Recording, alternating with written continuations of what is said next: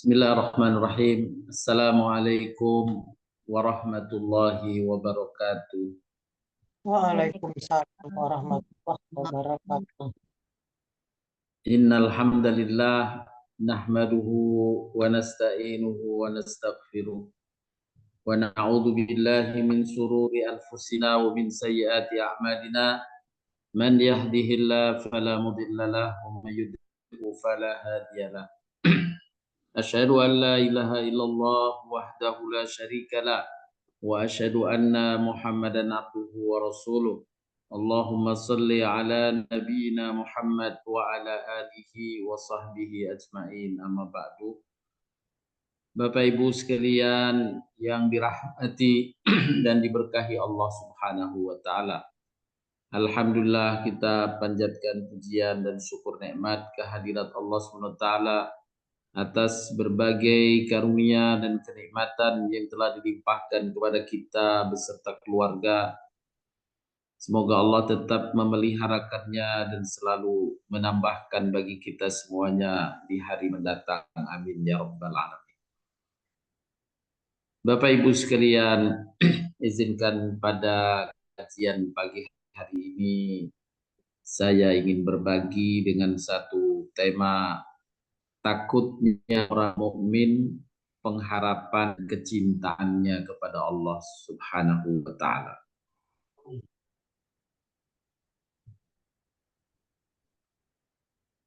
Allah Subhanahu wa taala dalam satu firman-Nya dalam surat Al-Hajj ayat ke-35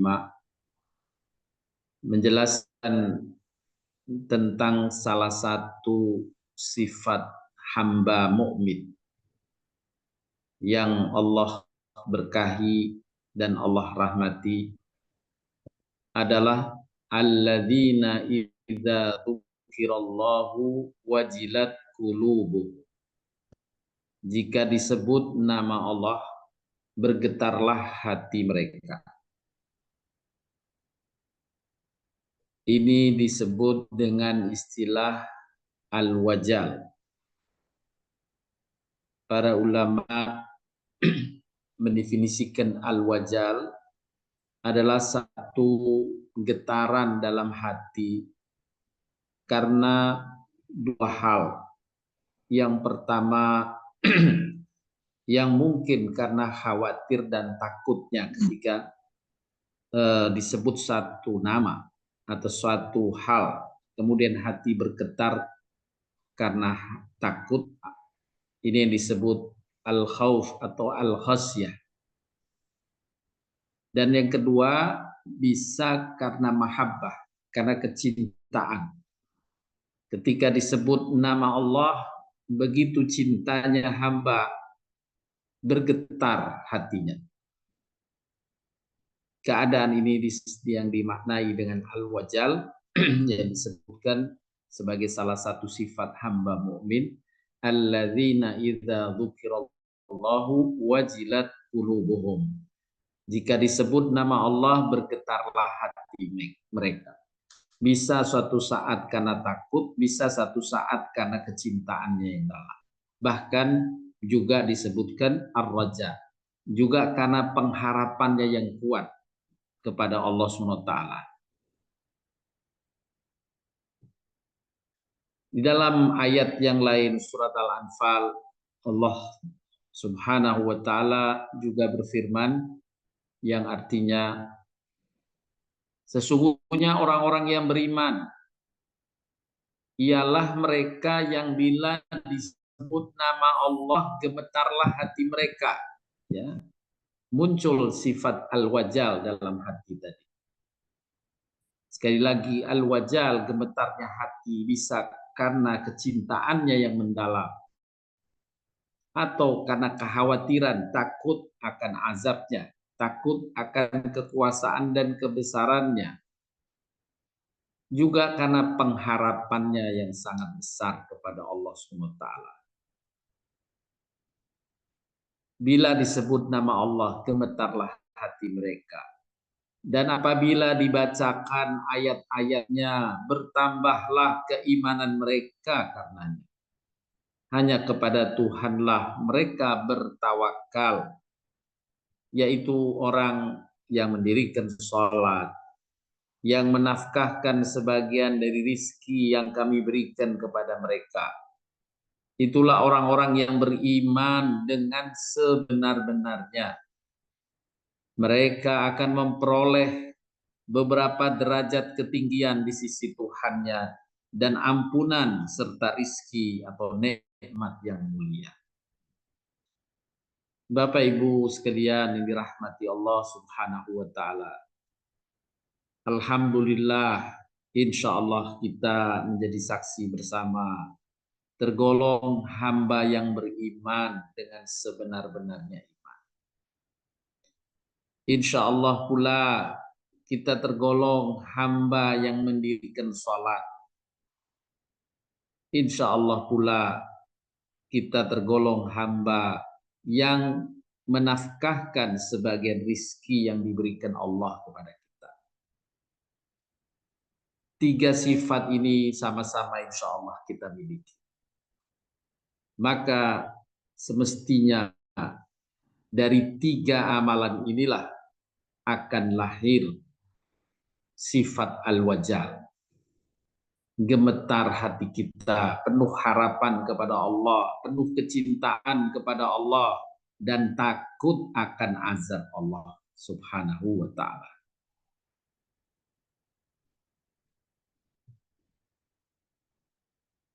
Di antara ciri keimanan adalah adanya rasa takut kepada Allah, adanya rasa pengharapan yang tinggi kepadanya, dan adanya kecintaan kepada Allah. Ketiga hal tersebut menjadi pendorong yang kuat bagi seseorang untuk istiqomah berbuat kebaikan dalam kehidupannya. Ia terdorong untuk merealisasikan amal-amal kebaikan karena kecintaannya kepada Allah. Ia menyadari Allah yang dia cintai itulah yang memerintahkannya. Ia terdorong untuk istiqomah mengamalkan kebaikan karena harapannya yang tinggi kepada Allah untuk mendapatkan balasan, ganjaran, dan penjagaan dari Allah Subhanahu wa ta'ala. Ia berupaya istiqomah menjaga amal-amal kebaikan dan menghindarkan diri dari amal-amal keburukan karena takut akan azab Allah Subhanahu wa ta'ala. Warung dulu disuruh. Inilah yang disebut satu perasaan al-wajal yang tumbuh dalam hati bagi hamba yang beriman. Dalam ayat yang lain, surat An-Nur ayat ke-52, Allah berfirman pula yang artinya, dan barang siapa yang taat kepada Allah dan Rasul-Nya dan takut kepada Allah dan bertakwa kepadanya, maka mereka adalah orang-orang yang mendapat kemenangan. Dialah orang yang beruntung. Allah sifati dengan takut kepada Allah. Artinya khawatir untuk melanggar larangan-larangan Allah, sehingga dia harus menjaga istiqomah, menjaga agar tidak terpeleset dengan pelanggaran terhadap larangan Allah. Dalam ayat surat Fatir ayat 28, Allah berfirman pula, a'udzubillahi minasyaitonir rajim, wa minan nasi wad dawabi wal an'ami mukhtalifun alwanuhu kadzalik innama yakhshallaha min ibadihil ulama innallaha azizun ghafur. Dan demikian pula di antara manusia, binatang-binatang melata dan binatang-binatang ternak ada yang bermacam-macam warnanya dan jenisnya. Sesungguhnya yang khasyah, yakni yang takut kepada Allah di antara hamba-hambanya hanyalah orang berilmu. Sesungguhnya Allah Maha Perkasa lagi Maha Pengampun. Innama yakhshallaha min ibadihil ulama. ulama, yakni orang yang takut pada Allah adalah orang-orang yang berilmu, karena dia memahami, kita memahami bagaimana kuasa Allah, memahami kabar yang Allah telah beritakan tentang azabnya. Na'udzubillahi min dzalik, itu yang menjadi sebab kekhawatiran yang kemudian melahirkan keistiqomahan untuk tetap tidak melanggar larangan-larangan Allah. Juga dalam firman Allah surat Al-Ahzab, Allah berfirman, sesungguhnya telah ada pada diri Rasulullah suri toladan yang baik bagimu, yaitu bagi orang-orang yang berpengharapan pada rahmat Allah, berharap pada kasih sayang Allah, pada kemurahan Allah, dan kedatangan hari kiamat. Dia banyak menyebut Allah. Ini juga perasaan dalam hati berupa pengharapan yang sangat kepada Allah. Kalau berdoa, doanya penuh harapan, menjadikan dia khusyuk. Bukan sekedar meminta, tapi dia memohon dengan sangat karena yakin Allah Maha Kuasa untuk mengabulkan dan menjadikan apa yang ia harapkan. Udah sekian. Sekian selesai. Juga dalam surat Al-Isra Allah berfirman pula, ulaika alladzina yad'una yabtahuna ila rabbihimul wasilata ayyuhum aqrabu wa yarjuna rahmatahu wa yakhafuna adzabahu inna adzaba rabbika kana mahdura. Orang-orang yang mereka seru itu mereka sendiri mencari jalan kepada Tuhan mereka. Siapa di antara mereka yang lebih dekat kepada Allah dan mengharapkan rahmatnya dan takut akan azabnya. Mengharap rahmat Allah dan sekaligus ada ketakutan akan azabnya. Sesungguhnya azab Tuhanmu sesuatu harus memang ditakuti. Hindari. Firman Allah lainnya, di antara manusia ada yang menjadi tandingan-tandingan dari selain Allah. Mereka mencintai tandingan-tandingan itu seperti mencintai Allah. Adapun orang yang beriman amat sangat cintanya kepada Allah. Orang beriman amat sangat cintanya kepada Allah. Tak tertandingi kecintaannya kepada Allah dengan kecintaan pada yang lainnya. Ini penjelasan Al-Quran, ayat-ayat Al-Quran tentang sifat al-wajal, yang hati bisa bergetar karena hal tadi, karena kecintaan yang kuat kepada Allah. Pada satu saat bergetarnya hati karena takut kepada Allah akan azab. Di saat lain bergetar hati karena pengharapan yang sangat kepada Allah Subhanahu wa Ta'ala. Jadi hati bergetar bisa dipicu oleh tiga hal. Karena kecintaan kepada Allah, karena ketakutan akan azab Allah, dan karena pengharapannya yang besar kepada Allah Subhanahu wa Ta'ala.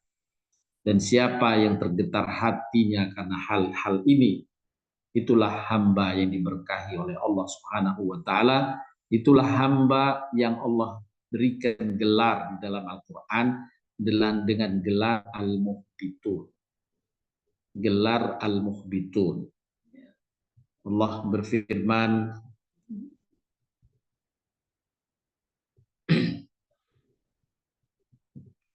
dalam surat Al-Hajj 3435, wa basyiril muhbitin alladzina idza dzukirallahu wajilat qulubuhum was-sabirina 'ala ma asabahum wal muqimis shalah wa mimma razaqnahum yunfikun. Berilah kabar gembira kepada orang-orang muhbitun, yaitu orang-orang yang apabila disebut nama Allah gemetarlah hati mereka. Gemetar hati mereka. Satu saat, sekali lagi penjelasannya, karena kecintaannya yang kuat kepada Allah, mungkin juga karena takutnya akan azab Allah, dan kemungkinan juga karena pengharapannya yang besar kepada Allah SWT. Orang-orang yang sabar terhadap apa yang menimpa mereka, orang-orang yang tetap mendirikan salat, dan orang-orang yang menafkahkan sebagian dari apa yang telah kami anugerahkan kepada mereka.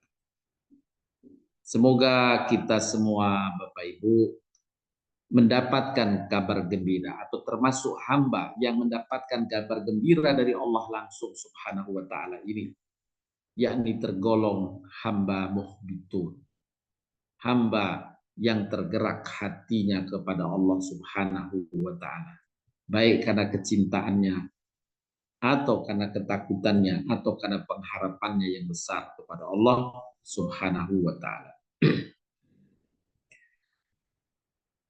Di dalam surat Al-Maidah Allah Subhanahu wa taala berfirman pula, "Fasaufa ya'tillahu biqaumin yuhibbuhum wa yuhibbuna." Maka Allah akan mendatangkan satu kaum yang Allah mencintai mereka dan mereka pun mencintai Allah. Semoga kita termasuk yang dipilih oleh Allah menjadi satu kaum hamba-hamba yang Allah mencintainya dan kita pun mencintai Allah.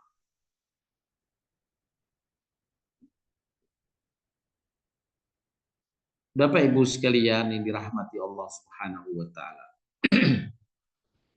Salah satu hal yang dapat menjadikan hamba tergerak hatinya kepada Allah adalah bagaimana mengarahkan rasa khauf, mengarahkan ketakutan hanya kepada Allah Subhanahu wa taala. Al-khauf yang maknanya ketakutan, rasa takut yang juga muncul dalam hati. Perasaan takut yang muncul terhadap sesuatu yang dapat mencelakakan atau yang dapat membahayakan atau mengganggu. Rasa takut pada dasarnya merupakan naluri manusia. Artinya ia merupakan sifat fitrah yang ada pada setiap orang. Nabi Musa alaihissalam digambarkan pula di dalam Al-Quran saat diperintah Allah untuk menemui Fir'aun. Nabi Musa muncul rasa takut. Maka Allah berfirman, la takhaf, jangan kamu takut wahai Musa. Allah menyertaimu. Nah, berkaitan dengan rasa takut ini yang kita akan dalami, Bapak Ibu. Ada takut yang wajar, ada takut yang berlebihan. Bahkan dari sisi hukum, ada rasa takut yang wajib ditumbuhkan. Siapa yang tidak memiliki rasa takut semacam ini, dia berdosa. Takutnya wajib ditumbuhkan. Ada juga takut yang sunnah, terpuji bila ia muncul rasa takut. Ada pula rasa takut, jenis rasa takut yang diharamkan, dilarang memunculkan rasa takut. Juga ada rasa takut yang dimakruhkan, tidak disukai, walaupun bila muncul tidak berdosa, tapi tidak disukai. Siapa yang bisa menjaga rasa takutnya dari yang makruh, dari hukum-hukum takut yang dimakruhkan, dia berpahala. Dan ada takut yang mubah, artinya satu kewajaran saja. Bisa saja orang takut dan Allah maafkan, bisa saja orang menghindari dari rasa takut.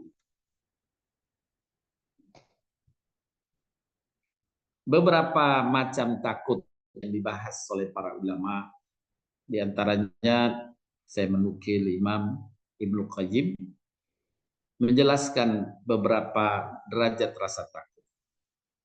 Yang pertama yang disebut dengan khauf ibadah. Rasa takut dalam kaitan beribadah. yaitu takut kepada Allah. Karena Dia Maha Kuasa atas segala sesuatu. Dialah yang memuliakan dan menghinakan. Jadi dia takut dihinakan Allah. Takut tidak dimuliakan Allah. Dia memberi dan menahan dari siapa yang Allah kehendaki. Maka dia takut tidak diberi oleh Allah. Takut ditahan rizkinya oleh Allah. Takut ditahan karunia-Nya oleh Allah. Dia yakin di tangan Allah lah kemanfaatan dan kemudaratan.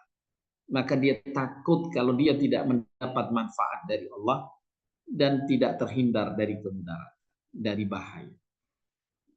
Ketakutan yang disandarkan atas kuasa Allah inilah yang dimaksud dengan takut, khauf, ibadah.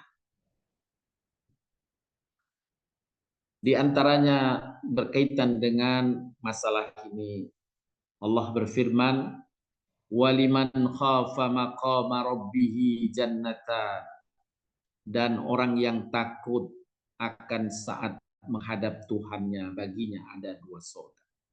Takut dia tidak mendapatkan bagian kenikmatan dari Allah SWT. Takut tidak diberi oleh Allah, takut tidak dimasukkan surga oleh Allah Subhanahu wa taala. Ini takut khauf ibadah yang memang menjadi keharusan bagi orang yang beriman. Dalam ayat yang lainnya, lambung mereka jauh dari tempat tidurnya dan mereka selalu berdoa kepada Tuhannya dengan penuh rasa takut dan harap. Takut tidak dikabulkan. Dia berdoa, ya Allah, masukkanlah saya ke dalam surgamu, hindarkanlah saya dari nerakamu, ya Allah. Dengan rasa takut tidak dikabulkan dan penuh harap agar dapat dikabulkan Allah Subhanahu wa taala. Jadi ketika kita berdoa sebagaimana Allah firmankan dalam surat As-Sajdah, ada muncul rasa takut, wajilat dalam hati. Yang ini masuk kategori ketakutan ibadah. Kemudian kategori yang kedua disebut dengan khauf syirik, yaitu memalingkan ibadah hati kalbiyah kepada selain Allah. Yani ketakutan terhadap sesuatu yang bersifat gaib, yang disangkanya bakal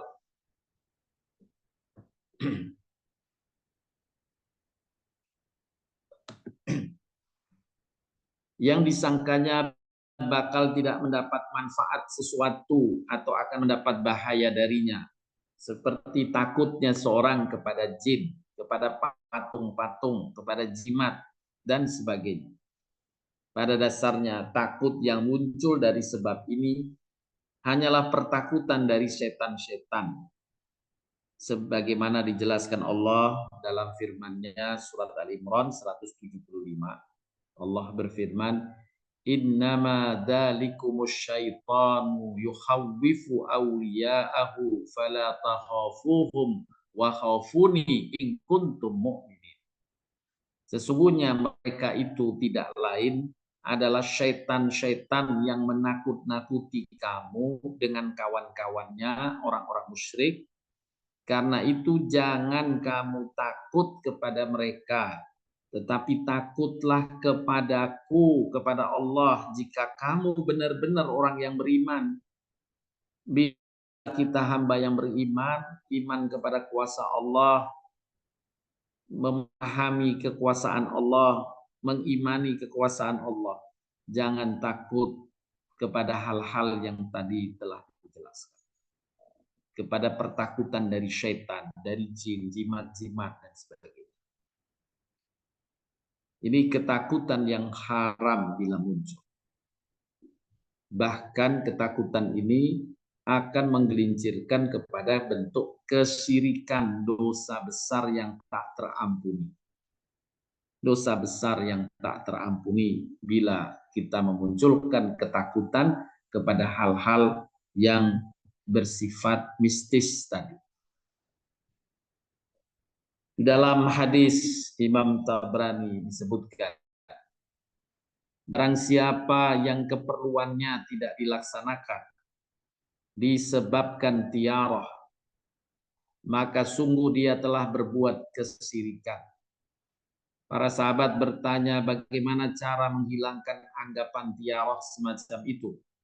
Nabi bersabda, hendaknya engkau mengucapkan doa, Allahumma la khaira illa khairuka, wa la tayra illa tayruka, wa la ilaha khairuka. Ya Allah, tidak ada kebaikan kecuali datang dari engkau. Tidak ada kejelekan kecuali ketetapan dari engkau. Dan tidak ada yang berhak diibadahi dengan benar selain engkau. Apa itu tiarah? Tiarah adalah sesuatu yang ditakuti padahal sifatnya mistis. Seperti contohnya dilarang seseorang yang kemudian rencananya mau keluar rumah misalnya. Tidak jadi keluar rumah karena takut saat mau keluar rumah ada cicak dari dinding yang jatuh, dia lihat ada cicak yang jatuh.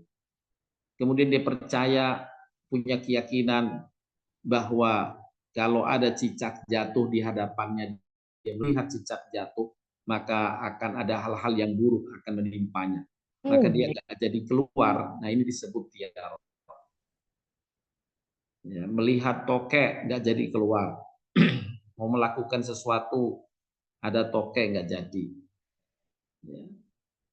Ini adalah tiarah, bentuk kesirikan. Salah satu bentuk kesirikan yang tidak boleh diikuti. Tidak boleh takut terhadap. Rasulullah SAW bersabda pula, tidak ada penularan penyakit dengan sendirinya.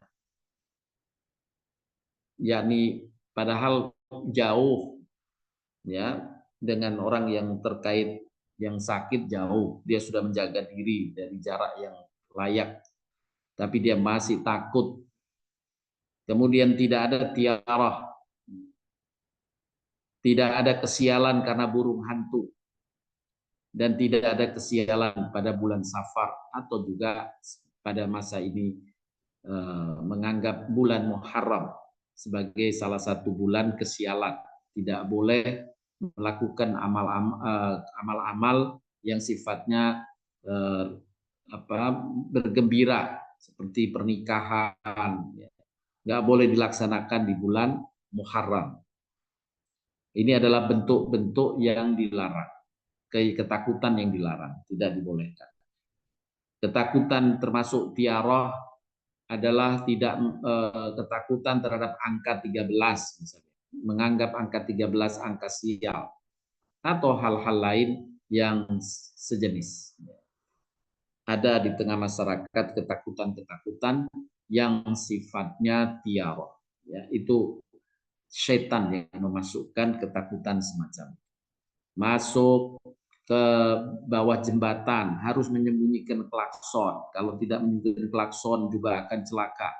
Maka kita perhatikan di dalam masyarakat kita banyak sopir bus atau sopir truk yang kalau masuk underpass selalu menyalakan klaksonnya dengan keras. Ini adalah bisikan-bisikan syaitan. Ini semua masuk kategori tiarah dan ketakutan semacam ini masuk kategori syirik. Dosa besar yang tak terampuni kecuali dengan taubat. Allah Subhanahu wa taala berfirman dalam surat Az-Zumar untuk meyakini bahwa manfaat hanya di tangan Allah dan tidak ada yang bisa menolak bahaya kecuali Allah. Allah berfirman yang artinya, dan sungguh jika kamu bertanya kepada mereka, siapakah yang menciptakan langit dan bumi? Niscaya mereka akan jawab Allah. Katakanlah, maka terangkanlah kepadaku tentang apa yang kamu seru selain Allah itu. Jika Allah menghendaki mendatangkan bahaya kepadamu, apakah berhala-berhalamu itu dapat menghilangkan bahaya itu? Atau jika Allah hendak memberi manfaat kepadamu, apakah mereka dapat menahan rahmat atau manfaat darinya? Katakanlah, cukuplah Allah bagiku, kepadanya lah bertawakal orang-orang yang berserah. Kita menyerahkan diri kepada Allah, kita tawakal kepada Allah, dan mencukupkan Allah sebagai pelindung, sebagai penolong kita. Itulah sifat orang beriman, dan rasa takut kepada Allah, hanya kepada Allah semacam ini. Inilah bagian dari sifat al-mukhbitun yang memiliki al-wajal, getaran hati karena ketakutan hanya kepada Allah Subhanahu wa taala, tidak takut kepada selain Allah dari hal-hal yang masuk dalam kategori kesyirikan. Kemudian macam ketakutan yang ketiga, khauf maksiat. Rasa takut kepada hal-hal yang sebabnya bukan gaib. Kalau yang syirik tadi bentuknya gaib, seperti suara burung hantu menjadi takut, cak yang jatuh menjadi sebab takut, melihat kucing hitam takut. Nah, ini semua masuk kategori yang dilarang, dan itu bagian dari kesyirikan. Tapi ada ketakutan yang muncul dalam hati dari sesuatu yang nyata, bukan yang gaib. Tetapi ketakutan ini kemudian menyebabkan pelanggaran terhadap perintah atau larangan Allah. Contoh mengenai hal ini seperti meninggalkan kewajiban atau melakukan hal yang diharamkan karena takut dari manusia yang ia tidak dalam keadaan dipaksa atau terpaksa. Allah berfirman, "Fala takhshawun nasa wakhshawun." Jangan kamu takut kepada manusia, takutlah kepadaku, kepada Allah. Jangan karena takut kemudian kita melanggar perintah Allah. Lebih takut mana, manusia atau Allah? Semestinya kita lebih takut kepada Allah. Allah yang maha melindungi dan menjaga hamba. Di antara ujian yang berat adalah dihadapkan pada dua hal. Ketakutan pada manusia dan ketakutan pada Allah. Ini ujian yang berat. Karena ketakutan pada manusia ini dalam akal kita seolah-olah memang nyata, layak ditakuti. Ini yang berat. Kalau yang gaib itu berkaitan hanya keyakinan, hanya kepercayaan. Yang kalau kita yakin Allah sama dengan kepada Allah, punya keyakinan insya Allah terkalahkan. Tapi ketakutan pada sesuatu yang relatif lebih dapat dipikirkan secara nyata, ini adalah yang paling besar bahayanya. Allah berfirman di antaranya dalam surat Al-Mujadilah yang pada dasarnya agar kita menghindari ketakutan-ketakutan yang menjadi bagian dari bentuk yang ketiga. Allah berfirman yang artinya, apakah kamu takut akan miskin karena kamu memberi sedekah sebelum mengadakan pembicaraan dengan Rasul? Maka jika kamu tiada memperbuatnya, Allah akan menghukumnya. Nah, ini di antara statement dalam Al-Quran, apakah kamu takut akan menjadi miskin? Karena persoalan kemiskinan ini nyata, yakni ketika kita mengeluarkan sedekah, berarti uang kita berkurang. Nah, ini yang dipertanyakan oleh Allah. Apakah kamu diperintah bersedekah, kamu menahan diri karena takut uangmu habis, nah semacam itu. Sesungguhnya bila kita meyakini Allah, maka kita tidak akan takut kemiskinan. Dalam surat Al-Isra ayat 31, Allah berfirman pula, dan jangan kamu membunuh anak-anakmu karena takut kemiskinan. Jangan membunuh anak-anak karena takut kemiskinan. Kamilah yang akan memberi rizki kepada mereka, dan juga kepadamu. Sesungguhnya membunuh mereka adalah satu dosa yang amat besar. Ini dahulu ada masa jahiliyah, mereka orang-orang yang miskin takut bila ia punya anak, khususnya anak perempuan, maka mereka membunuh anak-anak perempuan mereka karena takut kemiskinan. Allah kemudian menurunkan ayat ini agar mereka berpikir, apa kamu takut miskin? Sesungguhnya Allah menjamin memberi rizki kepada mereka, kepada anak-anak itu, dan juga kepadamu. Allah yang menjamin. Dan kita tidak perlu takut dan yakin akan jaminan Allah Subhanahu wa ta'ala. Siapa yang bersedekah, pasti Allah jaga hartanya.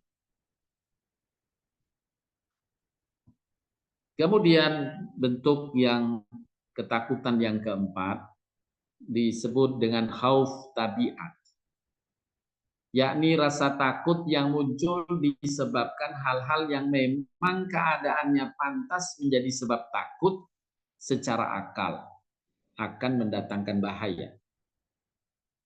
Seperti rasa takutnya manusia dari ular, takut singa, takut tenggelam, takut api, takut musuh, dan sebagainya.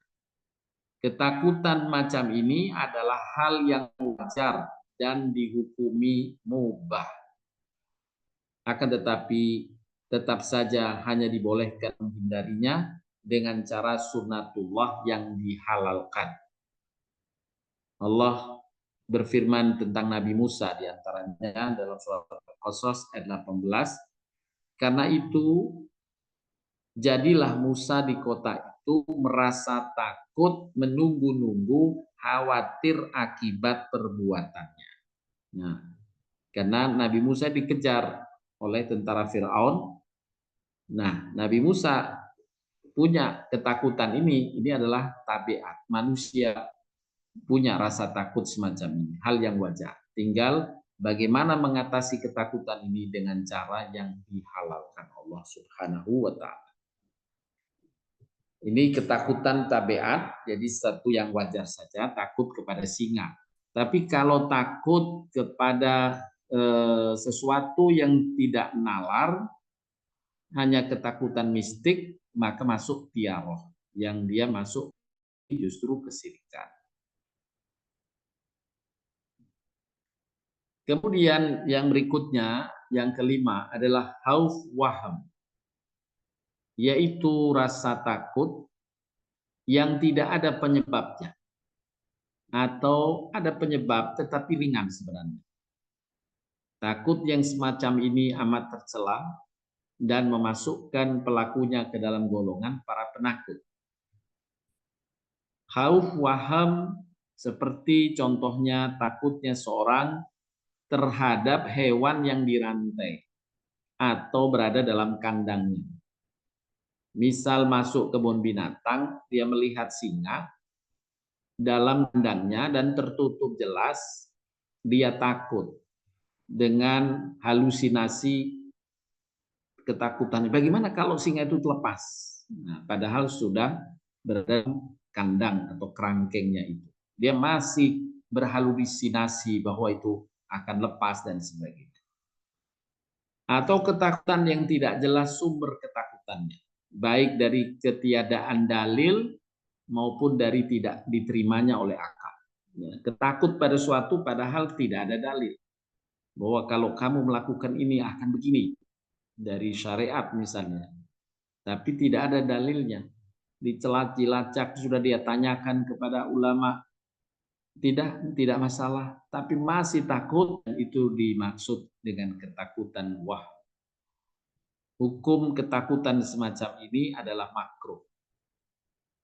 Hukumnya makruh bila tidak sampai melanggar syariat. Tapi kalau ketakutan ini menyebabkan mendorong seseorang melanggar syariat, maka tentu pelanggaran terhadap syariat itu yang mendatangkan dosa.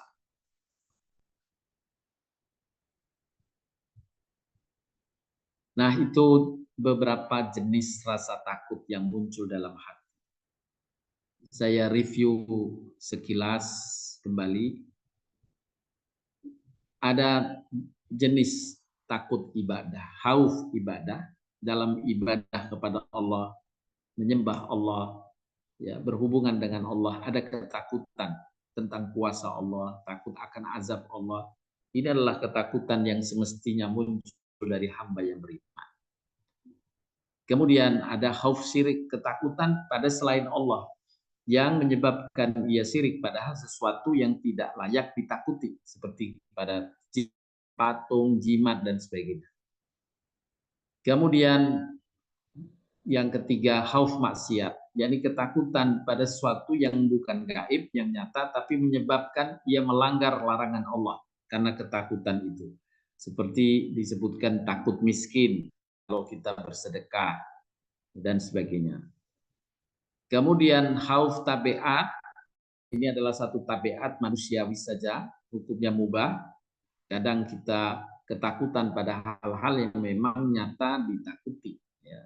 Takut tenggelam, takut terkena api dan sebagainya, itu wajar yang mendorong kita juga berhati-hati beramal untuk menjaga keselamatan.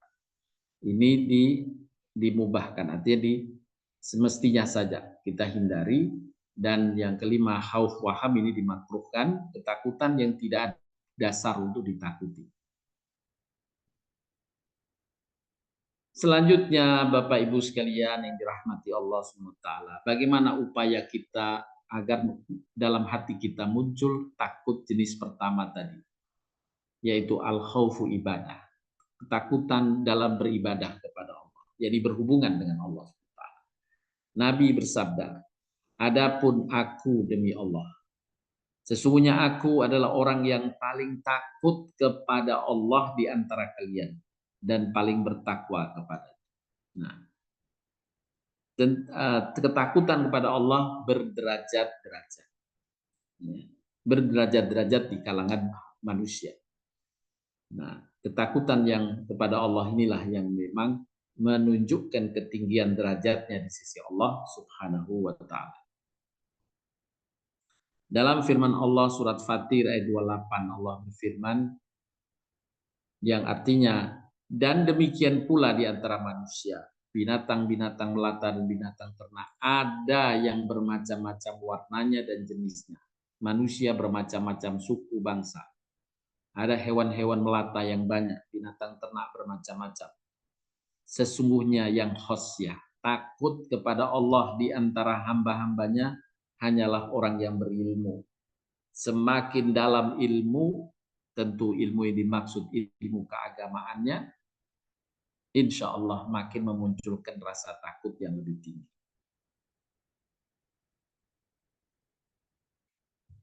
Takut ibadah akan mendapatkan ampunan dan pahala besar di sisi Allah. Dalam surat Yasin dan surat Al-Mulk, Allah SWT berfirman menjelaskan tentang hal ini. Sesungguhnya kamu hanya memberi peringatan kepada orang yang mau mengikuti peringatan. Ini seruan Allah kepada Nabi. Kamu di sini maksudnya Nabi Muhammad. Sesungguhnya kamu hanya memberi peringatan kepada orang yang mau mengikuti kata. Dan yang takut kepada Tuhan yang Maha Pemurah, walaupun dia tidak melihatnya. Walaupun dia tidak melihat Allah, dia takut kepada Allah. Maka berilah mereka kabar gembira dengan ampunan dan pahala yang mulia. Kepada siapa? Kepada yang memunculkan rasa takut kepada Allah, walaupun dia tidak melihat. Allah adalah yang gaib, tapi dia meyakini dengan imannya keberadaan Allah, kekuasaan Allah. Maka dia takut akan kabar yang Allah berikan, akan adanya azab, siksaan, dan sebagainya. Dia khawatir melanggar perintah Allah. Maka beri kabar gembira kepadanya, berupa ampunan dari Allah dan pahala yang mulia. Jadi ketakutan ibadah semacam ini memang diperintahkan dan disukai, dipuji oleh Allah SWT. Dalam surat Al-Mulk, Allah berfirman pula, sesungguhnya orang-orang yang takut ke Tuhannya yang tidak nampak oleh mereka, mereka akan memperoleh ampunan dan pahala yang besar. Takut kepada Allah Tuhannya yang tidak nampak. Ini hal yang gaib dari Allah, diyakini. Maka ini bagian dari ciri keberimanan. Takut kepada Allah adalah satu kemestian Allah berfirman dalam surat Al-Isra, orang-orang yang mereka seru itu mereka sendiri mencari jalan kepada Tuhan mereka. Siapa di antara mereka yang lebih dekat kepada Allah dan mengharap rahmat-Nya dan takut akan azab Allah. Sesungguhnya azab Tuhanmu adalah suatu yang harus ditakuti. Kita takut salah satunya kepada Allah, takut diazab, dan itu wajib untuk ditakuti. Kita takut akan balasan atas keburukan, sehingga kita pun menghindari keburukan. Sifat utama di antara sifat-sifat hamba yang beriman yang Allah berikan gelar kepada dengan al-muqbitun tadi. Amal soleh banyak dilakukan oleh mereka yang memiliki rasa takut ibadah ini. Allah berfirman pula dalam surat Qaf ayat 31 hingga 35 yang artinya, dan didekatkanlah surga itu kepada orang yang bertakwa pada tempat yang tiada jauh dari mereka. Inilah yang dijanjikan kepadamu, yaitu kepada tiap hamba yang selalu kembali pada Allah, lagi memelihara semua peraturan-peraturannya, yaitu orang yang takut kepada Tuhan yang Maha Pemurah, sedang dia tidak kelihatan oleh. Nah, ketakutan inilah yang menyebabkan hamba tadi memelihara semua peraturan Allah. Tidak dia langgar peraturan Allah. Kenapa dia tidak langgar? Karena takut kepada Tuhan yang Maha Pemurah. Bapak Ibu sekalian yang dirahmati Allah, memang memunculkan rasa takut ini perlu keyakinan dan pembelajaran. Di amalan haji diperintahkan oleh Allah agar saat berihram haji hingga belum tahallul dijaga jangan sampai berbuat kezaliman pada sesama. Jangan berkata-kata yang tidak baik pada sesama. Jangan berbuat zalim pada sesama atau berbuat fasik. Dilarang oleh Allah SWT. Tapi Allah Maha tahu. Di antara hamba-hambanya yang berhaji, boleh jadi ada yang sudah masuk kategori mereka yang takut kepada Allah, yakni takut melanggar perintah Allah, karena dia yakin Allah mengetahui. Dia yakin akan azab Allah yang sangat besar. Dia menghindari itu karena ketakutan. Tapi Allah mengetahui, boleh jadi ada sebagian yang belum sampai ke tingkat itu, tapi berkeinginan untuk sampai ke tingkat itu. Maka Allah memberi pengajarannya, jika kamu melanggar, maka kamu akan denda.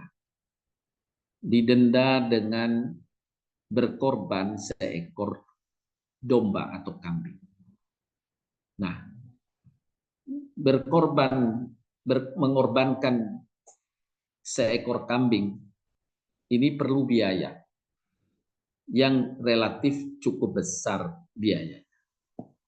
Seekor kambing, ketika saya kalau melanggar kena denda seekor kambing, maka ketakutan akan terkurangnya harta, ia pun siap tidak melanggar.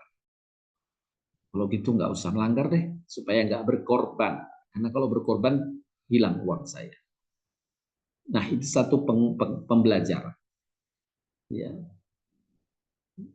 Tentu bagi orang yang yakin akan azab Allah, tidak ditertakut, tidak diterimanya amal kebaikannya dari Allah, ketakutan itu yang mendorong dia untuk tidak melanggar, bukan karena sekedar ketakutan membayar dam, yakni mengeluarkan uang.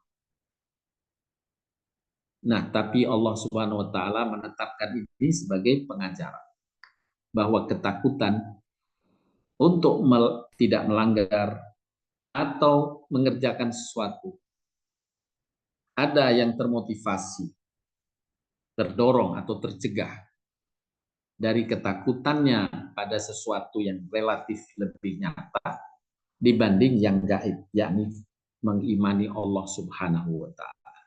Allah mengingatkan dalam ayat ini, orang-orang yang takut kepada Tuhan yang Maha Pemurah sedang dia tidak kelihatan olehnya, tidak nampak, tapi dia tetap yakin kepada Allah.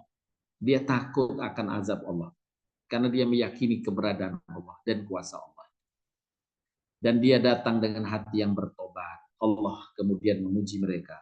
Masukilah surga dengan aman. Itulah hari kekekalan. Mereka di dalamnya memperoleh apa yang mereka kehendaki. Dan pada sisi kami ada tambahan. Allah akan tambahkan lagi karunia-karunia-Nya di surga. Bagi hambanya yang takut kepada Allah. Padahal Allah tidak dilihatnya, yakni gaib.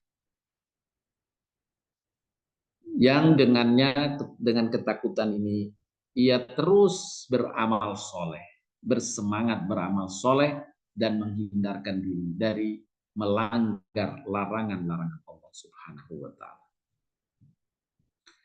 Demikian pula dalam ayat yang berikutnya, surat Az-Zumar ayat 9, Allah berfirman yang artinya, apakah kamu, wahai orang musyrik, yang lebih beruntung atau orang yang beribadah di waktu-waktu malam dengan sujud dan berdiri, yakni sholat malam, sedang ia takut pada azab akhirat dan mengharapkan rahmat Tuhannya.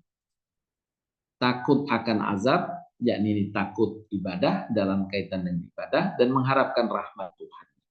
Katakanlah, adakah sama orang yang mengetahui dengan orang yang tidak mengetahui? Sesungguhnya orang yang berakal yang dapat menerima pelajaran. Juga disebutkan dalam surat Ar-Ra'd, bagaimana orang terdorong untuk beramal soleh yang didorong atas rasa takut. Di antaranya dalam surat Ar-Ra'd, dan orang-orang yang menghubungkan apa-apa yang Allah perintahkan supaya dihubungkan. Dan mereka takut kepada Tuhannya dan takut kepada hisab yang buruk. Takut pada Tuhannya kalau Allah tidak memuliakannya, tidak memberikan karunia surga padanya, tidak menolongnya. Dan takut akan azab Allah. Karena ketakutan semacam ini takut ibadah, namanya al-khawf ibadah tadi, yang menyebabkan dia istiqomah beramal soleh dan istiqomah menghindarkan diri dari keburukan.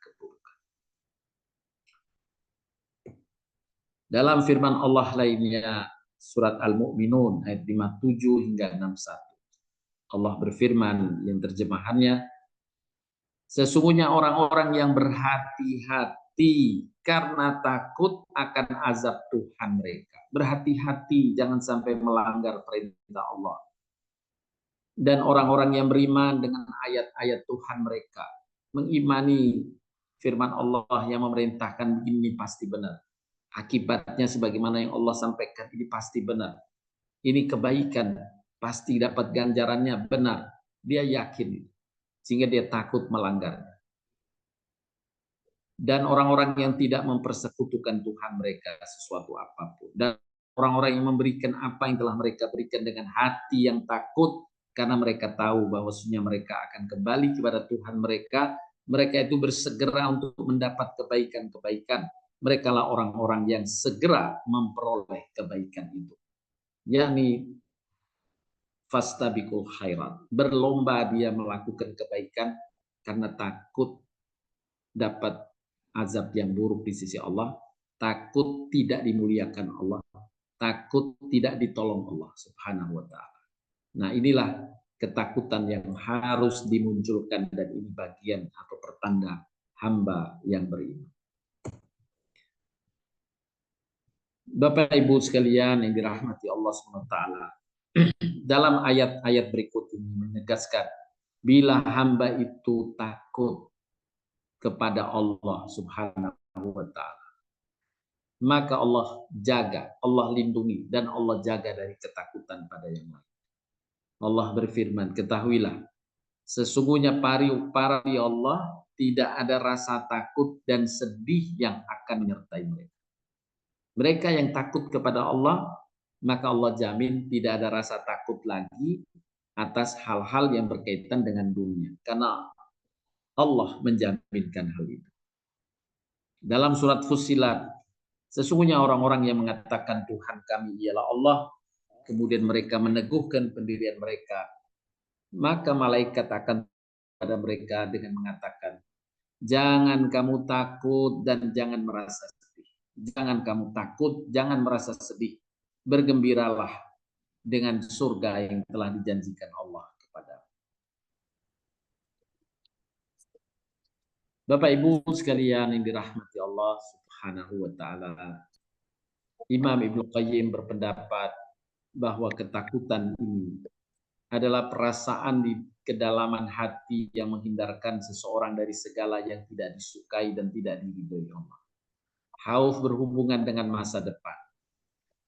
Karena orang yang bersangkutan takut mendapatkan akibat buruk atau tidak mendapat hal yang baik di masa mendatang karena melakukan sesuatu yang tidak disukai atau takut melewatkan sesuatu yang disukai Allah. Allah menjaminkan dalam firman-Nya surat An-Nahl, mereka takut kepada Tuhan mereka yang di atas mereka dan melaksanakan apa yang diperintahkan kepada mereka. Ketakutan kepada Allah melahirkan konsekuensi ketaatan padanya atas apa yang Allah perintahkan. Dia takut untuk tidak mendapat manfaat dari apa yang Allah telah jelaskan. Seperti pernah kita sampaikan, siapa yang menolong pasti Allah tolong. Siapa yang menyulitkan pasti Allah sulitkan. Na'udzubillah min dzalik. Kita takut disulitkan Allah dalam hidup, maka kita memudahkan orang lain. Karena yang demikianlah yang dijelaskan dalam hadis Nabi SAW. Siapa yang pengasih dikasihi Allah. Kita ingin dikasihi Allah, maka kita pengasih pada sesama.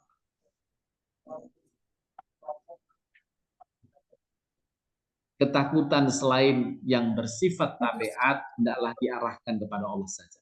Kalau ketakutan tadi, ketakutan tabiat itu sesuatu yang mudah, tapi selain itu hendaklah diarahkan kepada Allah. Allah berfirman, karena itu jangan kalian takut kepada mereka, tetapi takutlah kepadaku jika kalian benar-benar orang yang beriman. Dalam ayat yang lainnya, hendaklah kepadaku saja kalian takut. Dan itu berulang dalam beberapa ayat. Hendaklah kepadaku saja, yakni kepada Allah saja kalian takut. Nah, ini dorongan dari ayat Al-Quran agar kita menghadirkan rasa takut kita kepada Allah, yang jika ketakutan kepada Allah ini sangat kuat, diiringi tentunya dengan kecintaan yang kuat kepada Allah, pengharapan yang kuat pada Allah, insya Allah hati akan terasa gemetar ketika disebut nama Allah Subhanahu wa ta'ala, atau ketika kita berzikir, menyebut namanya, memujinya, mengagungkannya, dan mohon ampun padanya. Allah sekali lagi berfirman, yaitu orang-orang yang menyampaikan risalah Allah.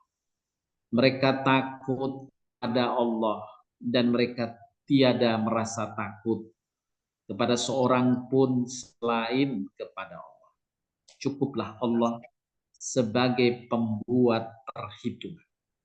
Allah lah yang menghitung segala kebaikan amal hambanya. Cukuplah Allah sebagai pembuat perhitungan. Jika kalian memasrahkan diri kepada Allah, Allah yang akan mencukupkannya. Kembali kepada surat Al-Hajj.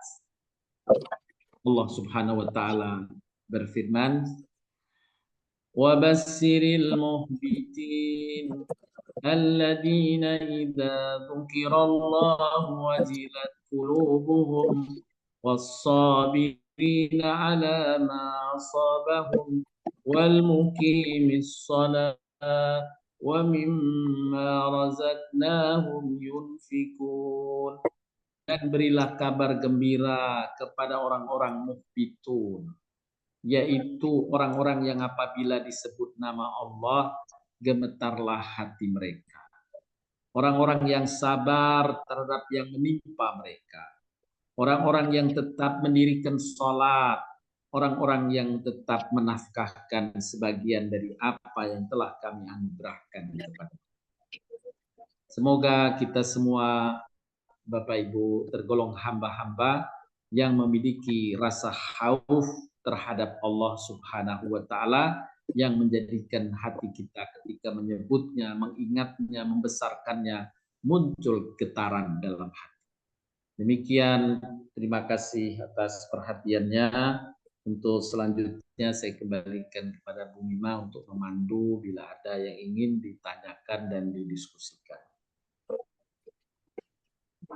Masya Allah, Alhamdulillah telah kita dengarkan bersama tadi yang disampaikan oleh gurunda kita Ustadz Farhat terkait bagaimana takutnya seorang mukmin, pengharapan dan kecintaannya kepada Allah, dan macam-macam khauf tadi yang sudah diajarkan kepada kita. Ada khauf ibadah, khauf syirik, khauf maksiat, khauf tabiat, khauf waham, di mana kita sungguh berharap mudah-mudahan yang terpeliharakan di diri kita adalah khauf ibadah ya Pak Ustadz ya.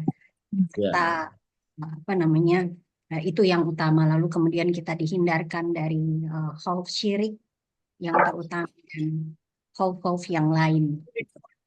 Lalu tadi kita juga sudah diajarkan beberapa upaya untuk memunculkan khauf ibadah gitu. Mudah-mudahan insya Allah dalam amalan keseharian kita hari ini dan seterusnya kita senantiasa mengupayakan bisa tergolong hamba-hamba yang mukhbitun. Amin ya rabbal alamin. Baik Bapak Ibu, adakah yang ingin bertanya? Bisa di kolom chat atau mulai open mic. Saya lihat Bu Yuslina Irsal sudah open mic. Apakah ini untuk bertanya atau tidak sengaja terbuka mic-nya, Ibu Yuslina?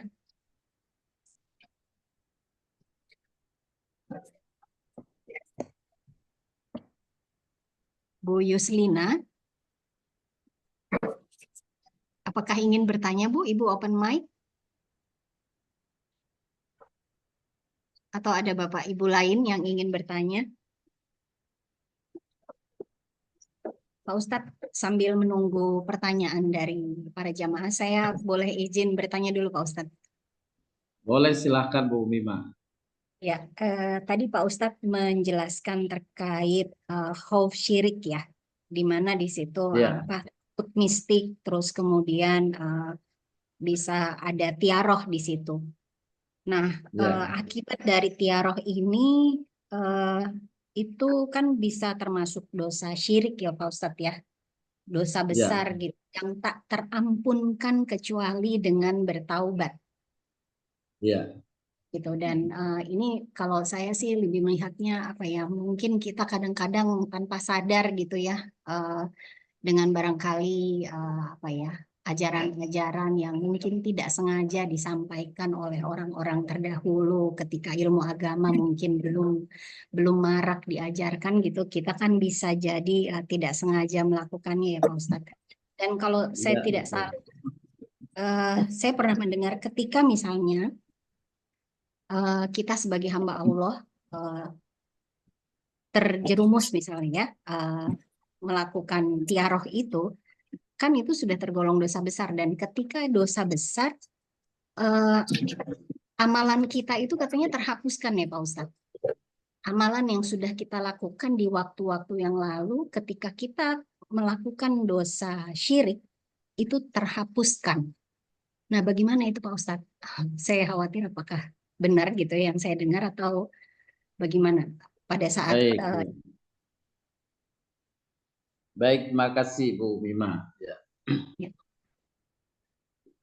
Ada syirik yang dia terpeleset sifatnya, melakukan kesyirikan, tapi terpelesetan, bukan dengan keyakinan penuh dan kesadaran.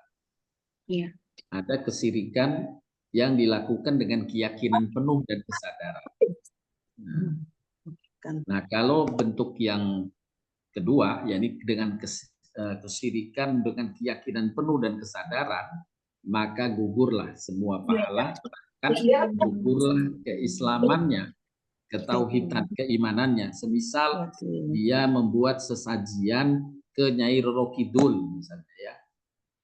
Dan yang melakukan sesajian ke Nyai Roro Kidul ini kalau kita perhatikan kan bukan orang yang non muslim, sebagian besar mereka justru muslim. Ya.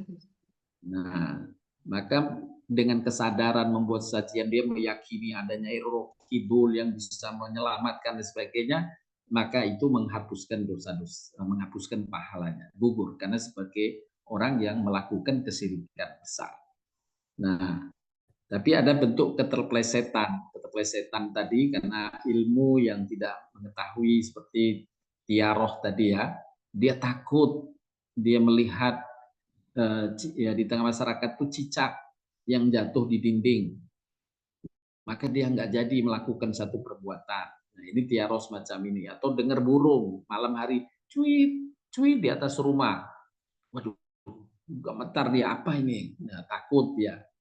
Nah, semacam itu dia dosa besar, yang dosa besar itu menenggelamkan pahala yang banyak tentunya.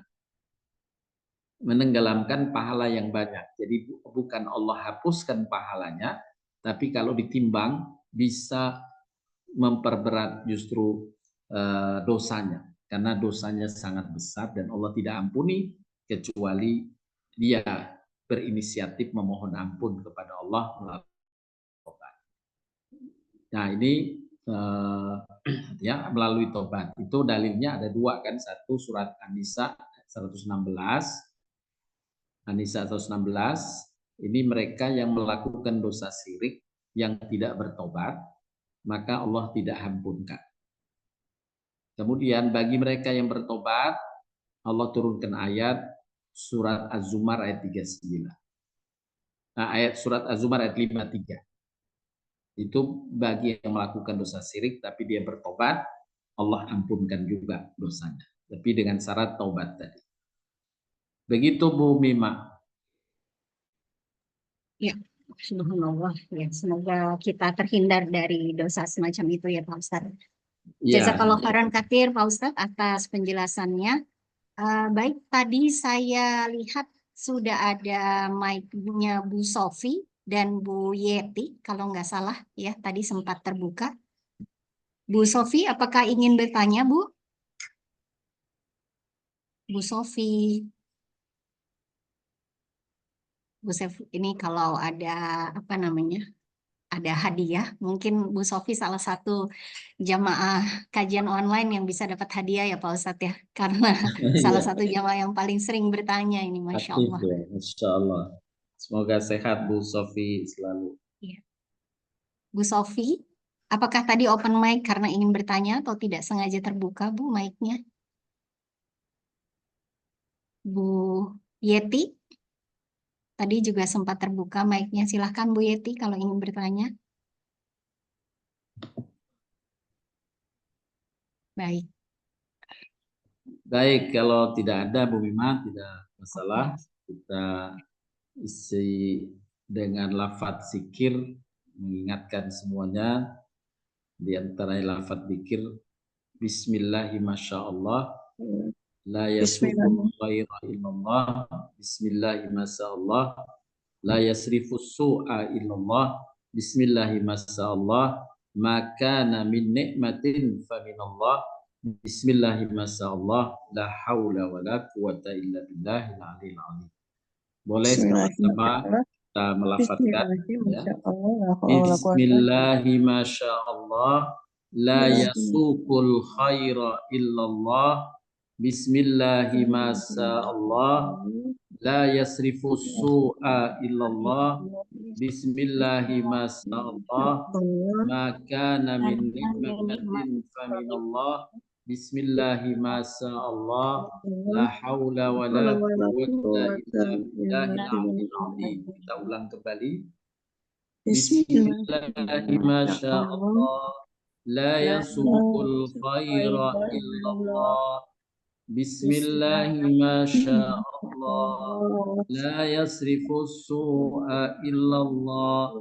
Bismillah ma sya Allah. Ma kana min ni'matin faminallah. Bismillah ma sya Allah. La hawla wa la quwwata illa billahil aliyyil. Ulang kembali. Bismillah ma sya Allah. La yasqul khaira illallah. Bismillah ma sya Allah. La yasrifu su'a illallah.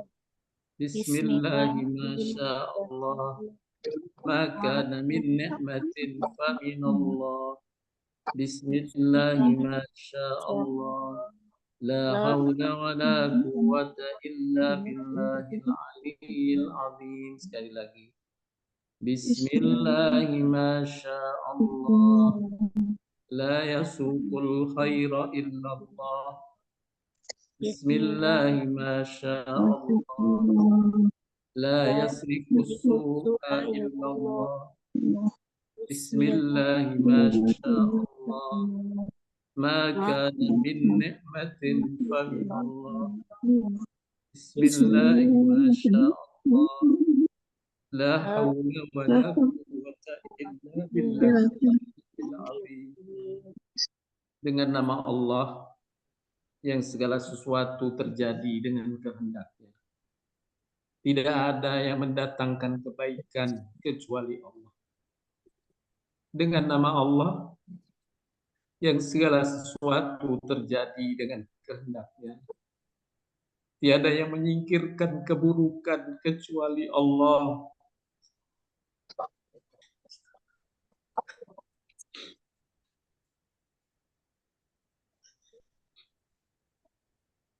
Dengan nama Allah yang segala sesuatu terjadi dengan kehendaknya.